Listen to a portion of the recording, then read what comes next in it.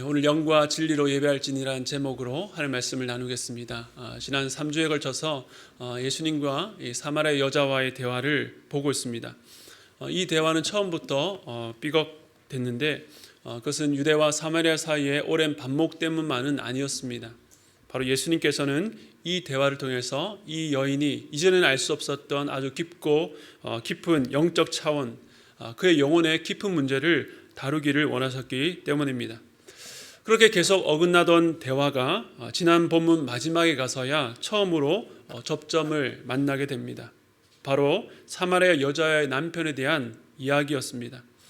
예수님께서 갑자기 가서 내 남편을 데려오라는 말에 여인은 나는 남편이 없다라고 답했고, 예수님은 그 말을 들으시고 내 말이 옳다, 내 말이 참되다라고 거듭 말씀하셨습니다. 여자는 민족 간의 갈등과 영적 무지로 인해서 예수님을 계속해서 밀어내는데 자신의 가장 부끄럽고 뼈아픈 현실을 마주하게 된 것입니다. 그리고 바로 그 지점에서 예수님에 대한 사마리아 여자의 인식의 변화가 일어납니다. 처음에 사마리아 여자에게 이 예수님은 그저 한 유대인 남자에 불과했습니다. 물을 달라고 요청하는 예수님께 지난 9절에서 보면 당신은 유대인으로서 라고 말했었습니다. 그리고 오늘 본문 19절에서 그녀가 이렇게 말합니다. 함께 읽겠습니다. 여자가 이르되 주여 내가 보니 선지자로소이다. 적대적이었던 유대인에게서 선지자로 바뀌었습니다. 우물가의 사마리아 여자처럼 매주일 예배의 자리로 나오는 우리 모두는 이 예배를 통해서 또한 우리의 신앙생활의 여정을 통해서 예수님이 누구신지 점점 알아갑니다. 그 과정 중에 처음에는 적대적이었을 수도 있습니다. 여전히 세상 속에 머물러 있는 우리가 이해하지 못할 말씀도 듣게 됩니다. 그런데 우리가 계속 주님 앞에 머물러서 하나님의 말씀을 듣는 가운데에 예수님에 대한 인식이 변화하는 것입니다. 내 앞에 계신 분, 내게 말씀하시는 예수님 누구신지 우리는 조금씩 알아가는 것이죠. 물론 사마리아 여자가 선지자라고 말한 것이 예수님에 대한 바른 신앙의 고백은 아니었지만 오늘 본문 후반부 메시아, 즉 그리스도를 아는 지식에 이르는 과정 중에 했던 고백이었다는 것이 중요합니다. 예수님은 오늘도 우리가 예수님을 진정한 주님이시요 또 우리의 구원자라고 고백할 때까지 자신을 우리에게 알리기를 기뻐하시는 것입니다. 그런데 여자가 언제 예수님을 선지자라고 고백하게 되었습니까? 그것은 바로 예수님 앞에서 자기의 존재가 드러났을 때였습니다. 5 남편과 차례대로 살다가 지금은 남편이 아닌 남자와 살고 있는 자신을 이미 알고 계셨던 예수님, 그 앞에서 예수님에 대한 인식의 변화가 일어난 것입니다. 이처럼 예수님에 대한 인식은 우리가 어떤 존재인지 아는 것과 함께 나아갑니다. 어쩌면 우리는 우리의 가장 낮고 비참한 자리에 가서야 주님을 바로 알아보게 되는 것 같습니다. 가장 밑바닥에 있는 우리를 찾아오신 주님의 사랑을 경험하는 바로 그때인 것이죠. 사마리아 여자는 이 특별한 만남 가운데에 마음속에 있었던 한 가지 질문을 던집니다. 20절인데요. 우리 함께 읽겠습니다. 시작.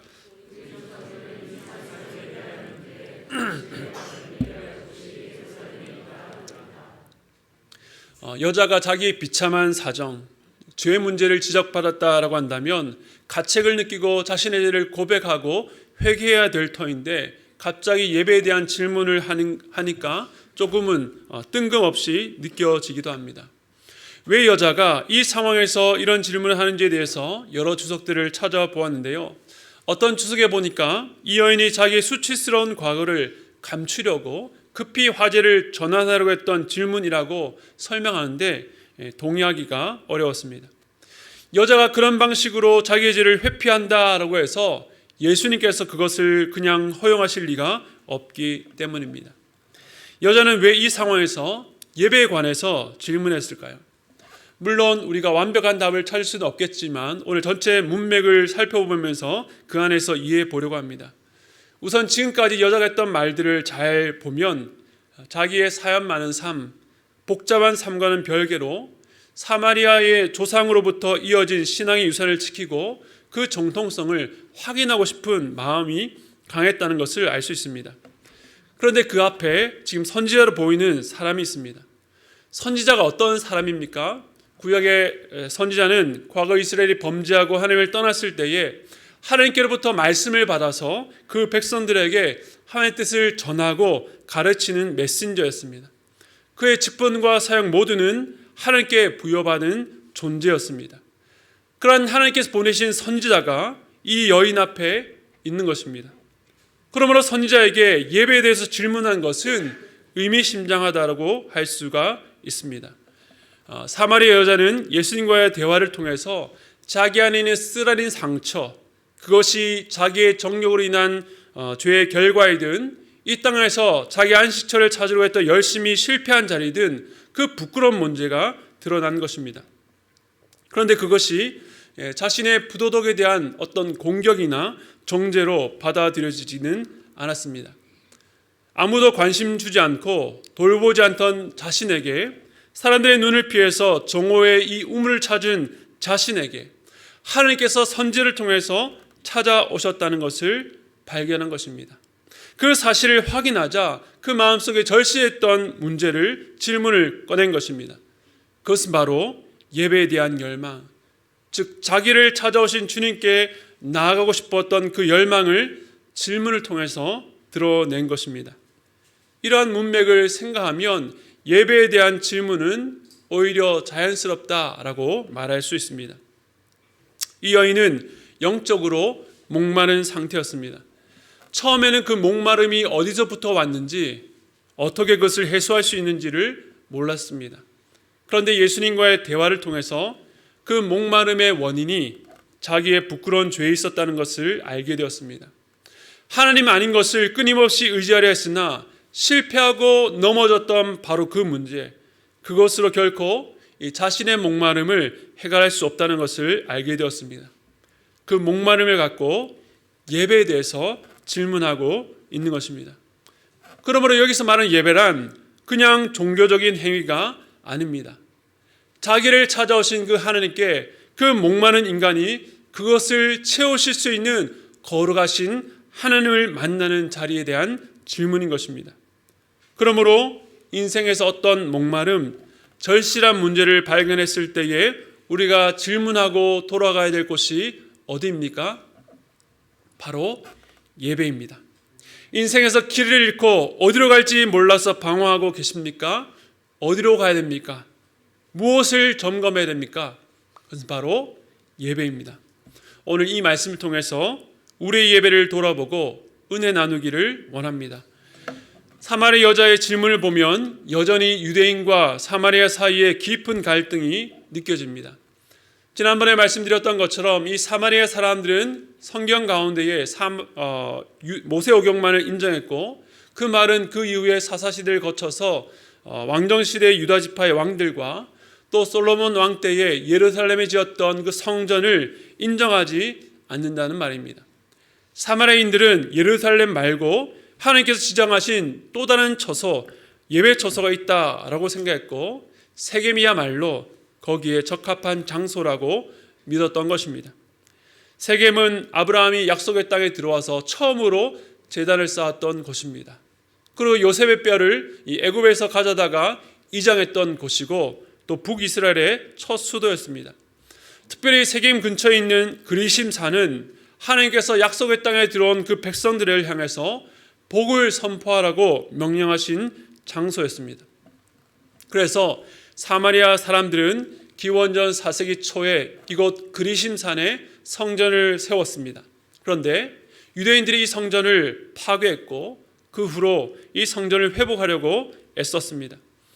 사마리아 여자는 유대인과 사마리아인 사이에 오래된 논쟁, 예루살렘인가 아니면 그리심산인가 어디에서 드리는 예배가 합당한지 이 선지자에게 판결을 받기를 원했던 것입니다.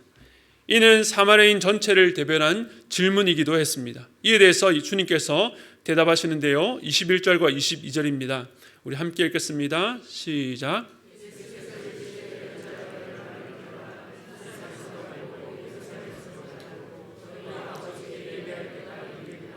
너희는 알지 못하는 것을 예배하고 우리는 아는 것을 예배하노니 이는 구원이 유대인에게서 남이니라.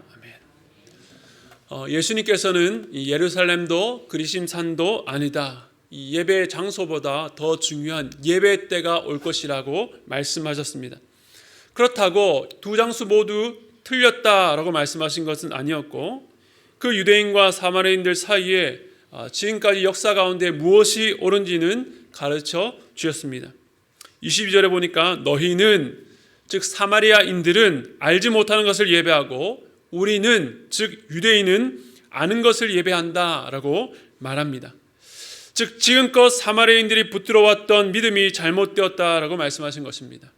한마디로 말해서 너희는 하나님을 모르는 믿음, 바로 무지와 오해 가운데에 예배를 드렸다라고 말씀하신 것이죠. 반면 유대인은 하나님을 아는 예배였다라고 말합니다. 그런데 여기서 한 가지 의문이 듭니다. 유대인이 과연 하나님을 제대로 알았다라고 말할 수 있는가? 예수님 당시의 제사와 제사장 제도, 또 백성들의 지도자 역할을 했던 바리새인들과 서기관들이 하나님의 말씀을 많이 왜곡한 것을 우리는 잘 알고 있습니다. 예수님께서 그들과 논쟁할 때에 그들을 심하게 꾸짖기도 하시고 그들 향해서 저주하기도 하셨습니다. 그런 유대인이 어떻게 아는 것을 예배한다라고 말할 수 있는가? 그런 의문이 듭니다.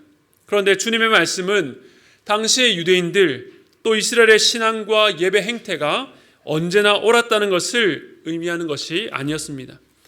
다만 세상 나라 가운데에 오직 이스라엘만 누려온 특별한 역사를 인정하신 것입니다. 이에 대해서 사도 바울은 이렇게 말합니다. 로마서 9장 4절과 5절 말씀 함께 읽겠습니다. 시작. 그들은 이스라엘 사람이라 그들에게는 양자됨과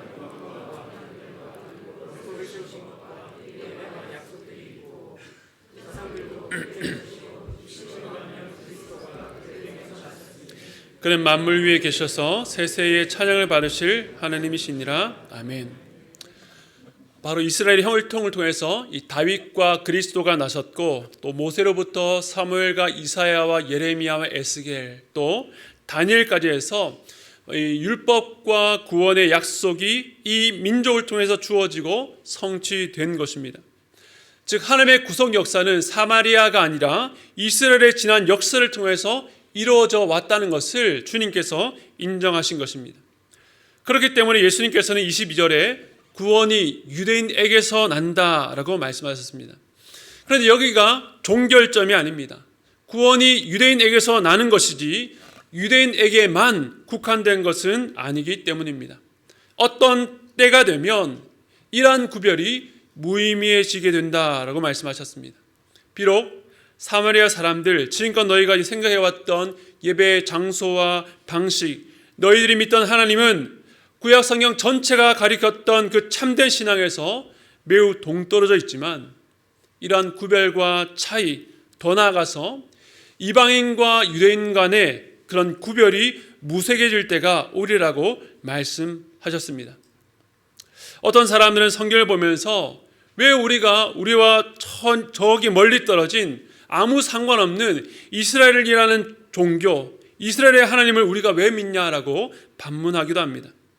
그런 의문을 제기하는 분들에게 오늘 말씀은 왜 이스라엘의 하나님이 이방인인 우리의 하나님이 되시는지, 왜 지금은 동물을 죽여서 희생제사를 드리지 않아도 되는지를 알려주는 것입니다. 그것은 바로 시기가 변화했기 때문입니다. 23절과 24절 말씀 우리 함께 읽겠습니다. 시작. 아버지께 참되게 예배하는 자들은 영과 진리로 예배할 때가 오나니 곧 이때라. 아버지께서는 자기에게 이렇게 예배하는 자들을 찾으시느니라. 하나님은 영이시니 예배하는 자가 영과 진리로 예배할지니라. 아멘. 과거에는 이스라엘의 하나님으로 알려졌고 예루살렘 성전이라고 하는 특정한 장소에서 예배해야 했습니다. 여기서 장소라고 하는 것은 눈에 보이는 예루살렘 성전에서 행해졌던 모든 구약의 제사, 규례와 제도들을 포함한 것입니다. 그런데 어떤 때가 되면 하나님께 드리는 예배에 있어서 중대한 변화가 일어난다라고 말씀합니다.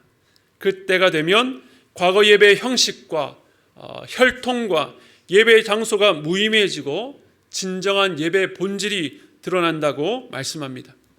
그렇다면 이런 변화를 가져오는 때와 시기란 도대체 언제를 말합니까? 오늘 본문을 보면 예수께서 그 때가 온다라고 말한 뒤에 바로 곧 이때라라고 말씀하셨습니다. 바로 이 말씀을 하고 계신 예수 그리스도께서 이 땅에 오심으로 인해서 일어나는 변화를 말하는 것입니다. 창세기부터 펼쳐오신 하나님의 구원 역사가 바로 예수 그리스도로 말미암아 새로운 변화로 새로운 시대가 시작되는 것입니다. 예수 그리스도의 십자가 죽음과 부활, 승천이 이루어낸 새로운 시대, 그것이 시작되는 것이죠. 이제 예루살렘 성전에서 제사장을 통해서 동물의 희생 제사가 아니라 예수 그리스도를 통해서 예배하는 시대가 온 것입니다. 예수님께서는 이런 새로운 예배의 본질이 영과 진리라고 말씀하셨습니다. 예전 한글 성경에 보면요, 이를 신령과 진정으로 번역했습니다. 우리는 그 뉘앙스 때문에 무언가 우리가 정성과 진심을 다하는 것이 예배의 본질이라고 생각했습니다. 물론 우리가 예배자로서 예배를 잘 준비해야 됩니다. 주일 전날에 무리하지 않고 좋은 컨디션을 유지하고 예배를 위해서 기도하며 가능하면 예배 시작 전에 와서 마음의 준비를 하는 것이 예배자에게 필요하고 유익합니다. 또한 예배를 섬기는 자들이 자신의 달란트로 잘 준비해서 연습하는 것 너무나도 중요합니다. 그러나 이 신령과 진정이라고 번역한 문제점은 예배에 있어서 마치 예배자의 열심과 마음이 가장 우선하는 것처럼 오해하게 만든다는 것입니다. 그런데 영과 진리로 예배드린다는 말씀은 한마디로 말해서 예배가 예배되는 본질이 사람에게 있지 않다라는 의미입니다. 그렇다면 이 영과 진리로 예배드린다는 것이 어떤 의미일까요? 오늘 본문 24절 앞에 전제가 있는데 하나님은 영이시니라고 말씀하고 있습니다. 즉 하나님께서 영이시기 때문에 우리는 다른 것이 아니라 오직 영과 진리로만 예배할 수 있다는 것입니다. 오직 영과 진리만이 예배가 예배되게 합니다. 하나님이 영이시라는 말이 어떤 의미인지 우리가 전부 이해할 수는 없지만 이 말씀은 인간과 구분되는, 인간이 전혀 경험할 수 없는 초월적인 하나님의 속성을 말합니다. 곧 이 땅에 육신으로 살아가는 우리에게 익숙한 방식과 감각으로는 하나님을 알 수 없다는 측면에서 하나님을 영이라고 소개하고 있는 것입니다. 하나님께서 영이시기 때문에 인간의 노력과 정성과 힘으로는 아무리 애를 써도 하나님을 참되게 예배할 수 없다는 것입니다. 바로 세상의 방식이 아닌 새로운 방식으로 우리 안에서가 아니라 우리 외부로부터의 도움이 없이는 다가갈 수 없고 예배할 수가 없습니다. 오직 영으로만 예배할 수가 있는 것입니다. 이것은 우리의 영혼으로 예배한다는 것이 아닙니다. 우리가 예배의 자리에 앉아서 우리의 눈과 귀와 모든 감각을 통해서 같은 말씀을 듣고 같은 찬양을 듣고 우리의 입술로 그 신앙을 고백하고 찬양합니다. 그런데 그렇게 우리가 가진 감각과 능력으로 집중해서 예배 드린다고 예배가 가능해지는 것이 아닙니다. 세상의 눈으로 볼 수 없는 것을 보기 위해서 성령께서 우리의 눈을 뜨게 하셔야 됩니다. 우리의 귀와 마음으로 듣고 깨달을 수 없는 것들이 깨달아지기 위해서는 성령께서 우리의 마음을 열어서 깨닫게 하셔야 되는 것입니다. 어떤 자들에게 이런 감각이 열립니까? 오직 중생, 성령으로 난 자들에게만 일어나는 일입니다. 바로 성령 하나님을 통해서만 하나님을 예배할 수가 있는 것입니다. 그러므로 예배의 첫 번째 본질, 영으로 예배한다는 것은 성령을 의지하고 오직 성령을 통해서만 예배 드릴 수 있다는 의미입니다. 스가랴서 4장 6절 하반절 말씀 우리 함께 읽겠습니다. 시작. 만군의 여호와께서 말씀하시되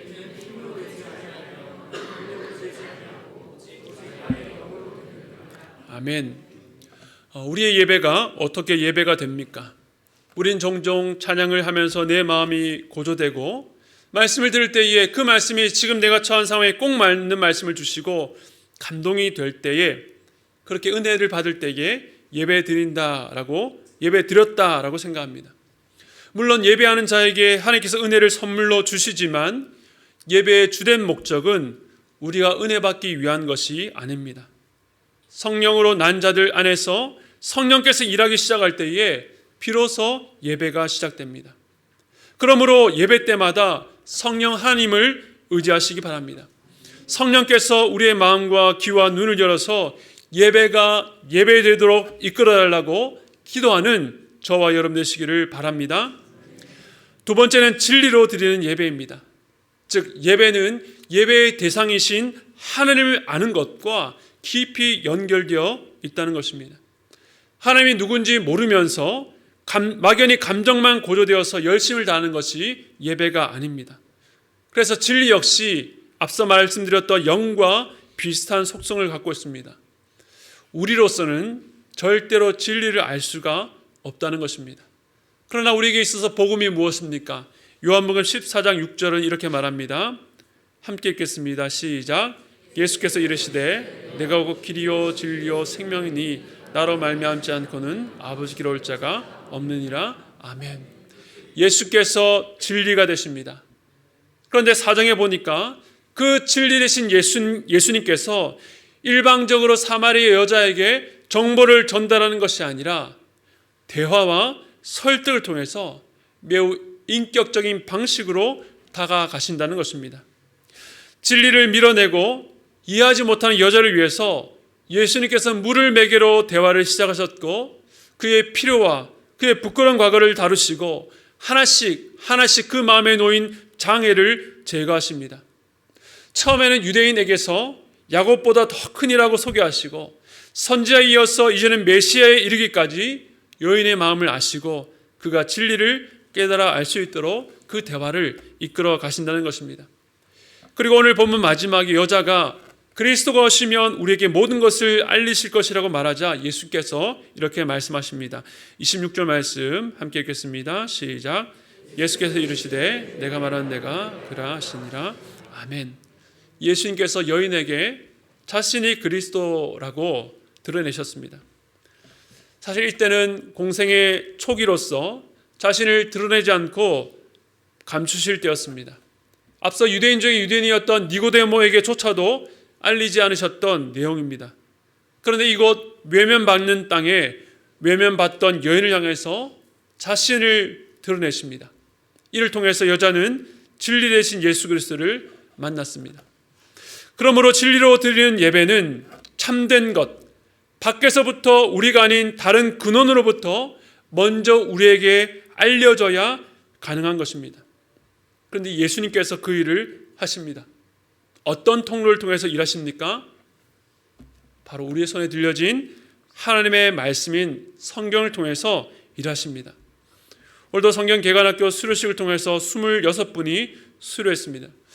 제가 매 강의 때마다 강조한 것은 이 훈련을 통해서 성경에 대한 정보나 지식을 쌓는 것이 중요한 것이 아니라 그것을 통해서 성경 자체와 만나는 것, 그 속에서 하나님을 직접 만나고 알아가는 것이 중요하다는 것이었습니다. 가끔은 하나님이 어떤 분인지 도통 모르겠다고 말하시는 성도들을 만날 때가 있습니다. 자기 인생에서 펼쳐지는 여러 가지 일들을 볼 때에 하나님의 의도를 모르겠다는 것입니다. 그러나 하나님은 내 앞에 펼쳐진 일도 나의 경험과 생각으로 알아가는 것이 아니라 오직 하나님의 말씀을 통해서 알 수 있습니다. 그런데 이와 같은 성령, 진리, 하나님의 말씀은 따로가 아니라 서로 연결되어 있습니다. 성경은 성령을 진리의 영이라고 소개합니다. 즉 성령께서 우리를 진리 대신 그리스도께로 인도하십니다. 하나님의 말씀인 성경을 읽을 때에 성령께서 우리로 하여금 진리를 깨닫게 하시는 것입니다. 그래서 오늘 말씀에서 예배의 본질인 영과 진리를 따로 이해할 수도 있겠지만 영 곧 진리라고도 해석할 수 있습니다. 그래서 영과 진리로 예배 드린다는 것은 성령 안에서 깨닫게 하시는 그 진리를 통해서 예배 드린다는 의미입니다. 우리에게서가 아니라 우리 밖에서, 우리의 힘과 노력이 아니라 오직 성령을 통해서만 우리는 하나님을 온전히 예배할 수가 있는 것입니다. 이처럼 하나님과 인간 사이에 무한한 닿을 수 없는 거리를 극복하게 하시는 성령의 은혜와 역사 없이는 진정한 예배는 불가능한 것입니다. 사마리아 여자는 인생의 절실한 문제 앞에서 예배에 대해서 질문했고, 예수님께서는 그 예배의 본질이 사람의 힘과 노력이 아니라 사람이 절대 넘어설 수 없는 그 한계를 이어주시는 성령을 의지하는 것에 있다라고 말씀하신 것입니다. 우리가 왜 인생의 절실한 문제 앞에서 예배의 자리로 나아가야 됩니까? 세상의 종교처럼 내가 지극정성을 다하고 열심히 노력하면 하나님이 감동해서 내 문제를 해결해 주시기 때문이 아닙니다. 예배의 자리는 인생의 절실한 문제 앞에서 내가 할 수 있는 것이 아무것도 없다는 것을 인정하는 자리입니다. 나는 하나님을 알 수도 하나님을 온전히 예배할 수 없는 자라는 것을 인정하며 성령 하나님만을 사모하며 나갈 때에 그 낮은 마음 가운데에 성령께서 임재하십니다. 그리고 하나님을 전적으로 의지하는 자의 목마름을 채우시는 그 기묘한 하나님의 섭리와 일하심을 그 예배 현장에서 경험하게 되는 것입니다. 예배는 내 경험과 능력으로 문제를 돌파하려는 자에게 주님만을 의지하고 주님께서 그 문제를 어떻게 이끌어가는지를 보게 만듭니다. 예배를 통해 우리의 자리와 주님의 자리를 확인하게 되는 것입니다. 그래서 예배는 참으로 신비한 자리입니다. 제가 지난주에 새벽에 지난 1년 동안 교회를 통해서 부어진 은혜, 특별히 예배 가운데 베풀으신 은혜를 살피면서 돌아보면서 감사하고 기도하는 시간을 가졌습니다. 특별히 예배 강단을 섬기면서 여러 성도님들께서 말씀을 통해서 하나님의 은혜를 누린다는 소식, 또 예배가 회복되고 영적 방황을 그치고 기쁨이 다시 회복되었다는 소식을 직간접적으로 듣게 되었습니다. 제가 그 소식을 들을 때마다 제 마음속에 다시 한 번 더 고백하는 말, 예배는 신비라는 생각을 하게 됩니다. 부족한 자의 입술을 통해서 일하시는 하나님을 깊이 묵상하는데, 하나님 어떻게 저와 같은 자를 통해서 일하십니까? 이 모든 것은 진실로 주님의 은혜가 아니면 설명할 수가 없습니다. 주께서 하셨습니다. 주님께서 일하셨습니다. 계속 제 입술로 고백하게 되었습니다. 오늘도 예배를 인도하고 이곳에서 하나님의 말씀을 증거하는 자로 서 있지만 저 또한 영과 진리로 하나님 앞에 나갈 수밖에 없는 연약한 자입니다. 성령을 의지하지 않으면 결코 이 자리에 있을 수 없기 때문입니다. 그러므로 사랑하는 성도 여러분, 저와 여러분 모두가 이 자리에서 사람을 의식하거나 의지하지 않고 오직 주님만 바라보고 주님만을 의지하며 나아가기를 소원합니다. 우리가 성령을 의지하면서 성령을 사모하며 나아갈 때에 성령께서 우리의 예배가 참 예배되게 하실 것입니다. 인생의 절실한 문제 앞에 있는 자들이 이 예배를 통해서 그 목마름이 해결되고 회복되는 역사가 일어날 것입니다. 우리 그때에도 사람이 아니라 오직 하나님만 높여드리는 우리 모두가 되기를 소원합니다. 우리 하나님이라 산 교회 공동체가 참으로 진리와 영으로 예배하는 예배 공동체가 되기를 간절히 축원드립니다.